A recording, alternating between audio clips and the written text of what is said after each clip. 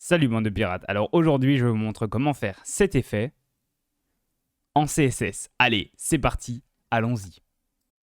Alors commençons directement par la partie HTML et en grande pompe.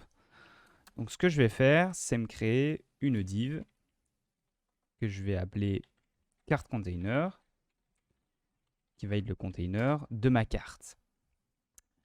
Alors ici j'utilise emmet, mais bien évidemment vous pouvez juste coder simplement. Emmet, c'est ce qui vous permet d'écrire du code HTML plus rapidement. Si vous ne connaissez pas emmet, je vous invite tout simplement à aller vous documenter. Sachez que si vous utilisez Visual Studio Code, emmet est déjà installé. Donc ce qu'on va faire aussi, c'est dans notre carte container, créer une div dans laquelle on va mettre notre carte. Dans cette div carte, je vais créer une autre div qui aura une classe side et en plus de la classe side, aura une classe side front pour l'avant. Je vais également créer une autre div qui aura également la classe side parce que c'est un côté et il aura en plus, encore une fois, une classe side mais cette fois back pour le côté arrière. Ici, pourquoi je mets la classe side comme ça répéter deux fois, c'est parce que ça va nous permettre de mettre du style en commun sur ces deux divs. Sélectionner une seule classe et appliquer du style aux deux divs. Donc pour résumer, j'ai mon container de ma carte, j'ai la carte dedans, et dans cette carte, il y a deux côtés. Continuons avec la partie CSS, et la première chose que je vais faire, c'est mettre un padding à mon body. Donc je vais mettre un padding de 200 pixels en haut et en bas, et 100 pixels à droite et à gauche pour aérer un petit peu ma carte. On va commencer avec le carte container. Le carte container, je vais lui mettre une largeur de 250 pixels et une hauteur de, on va dire, 320 pixels. Voilà. Ce que je vais faire aussi, c'est lui mettre une position relative. Comme ça, en fait, ce qui va se passer, c'est que ma carte et mes côtés pourront se positionner par rapport à mon container. C'est pour ça que je lui mets une position relative. Je vais lui mettre une margine 0 en haut et en bas et auto à droite et à gauche pour centrer ma carte. Cette propriété-ci, c'est une manière de centrer une div de manière horizontale. Maintenant qu'on a designé mon carte container, je vais prendre ma classe carte. Je vais lui mettre une largeur de 100% par rapport à mon container. Donc elle fera 250 pixels en largeur. Et hauteur, je vais également lui mettre 100%. Donc elle fera en hauteur 320 pixels. Je vais lui mettre une position absolue pour qu'elle se place par rapport à mon container. Et je vais également lui mettre une petite box shadow. Donc je vais lui mettre du RGBA 0, donc noir, avec un alpha de 0.35. Le offset en X, je vais lui mettre 0 pixels. Le offset en Y de l'ombre, je vais lui mettre 5 pixels. Et on va lui mettre 15 pixels de flou. Voilà, notre carte commence tout doucement à se construire. On continue avec maintenant la classe générique pour mes côtés.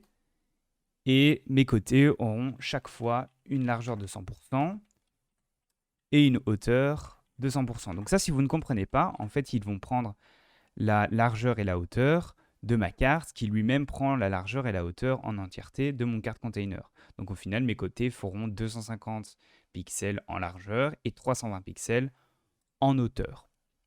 Ce qu'on va faire aussi, c'est leur mettre une position absolute pour qu'ils se positionnent par rapport à mon container. Voilà. Maintenant, on continue avec cette fois le côté avant.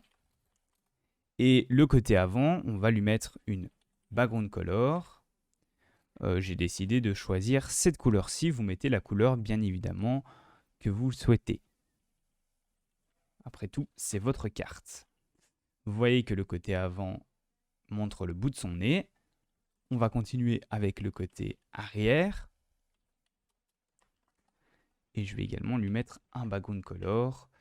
On va dire que je vais mettre... Voilà, moi, je vais mettre cette couleur-ci. Vous mettez la couleur que vous voulez, comme d'habitude. Non, ce n'est pas cette couleur. J'ai fait une faute. Oui, c'est parce que j'ai oublié un width. Voilà. Donc là, vous voyez que ce qui se passe, c'est que mon côté arrière prend le dessus. Et c'est tout à fait normal, c'est parce que c'est la dernière div qui se trouve dans mon HTML. En fait, ce qu'on veut faire, c'est lui mettre une rotation de 180 degrés pour qu'il puisse se retrouver à l'arrière de ma div sitefront, ok, de mon côté avant. Comme une vraie carte en fait, comme si on déposerait une carte sur une table, le côté arrière, on veut qu'il soit bien évidemment à l'arrière. Donc pour ça, je vais déjà faire un transform de base, rotate Y de 180 degrés. Là, ce que je dois faire aussi, c'est mettre mon côté avant à l'avant. Et là, vous voyez, en fait, ce qui se passe, c'est que mon côté arrière est déjà retourné. Et en plus de ça, mon côté avant est passé à l'avant grâce à la propriété Z-index, pour le dire que, en termes de couche, il est supérieur au côté arrière. Ok, maintenant, ce qu'on veut faire, c'est que lorsqu'on survole ma carte, celle-ci soit animée. Donc pour ça, on va se rendre ici et on va ajouter la pseudo-classe over à notre carte pour lui ajouter du style lorsque celle-ci est survolée. Ce qu'on veut faire, c'est lui faire une rotation de 180 degrés. Donc transform rotate 180 degrés. Comme ça, je rappelle que la face arrière qui a déjà une rotation se retrouve à l'avant et la face avant se retrouve à l'arrière. Le problème, c'est qu'il n'y a toujours rien qui se passe. En fait, si il y a quelque chose qui se passe, je peux vous montrer. C'est parce qu'en fait, l'animation se passe trop vite. Je vais ajouter une transition sur la propriété transform. Je vais lui mettre 500 millisecondes pour s'exécuter et je vais mettre un timing function asInHooked. En fait, ce qui se passe, vous voyez, c'est qu'il y a bien une rotation, mais il n'y a que ma face avant sur laquelle l'animation s'applique. C'est parce qu'en fait, ma carte ici est considérée comme un objet 2D et donc il n'y a que ma face qui est animée. Pour considérer ma carte comme un objet 3D, ce que je vais faire, c'est que je vais faire transform style préserve 3D. Là, vous voyez, ma carte est considérée comme un objet 3D. Mais par contre, vous voyez que la face arrière ne montre toujours pas le bout de son nez.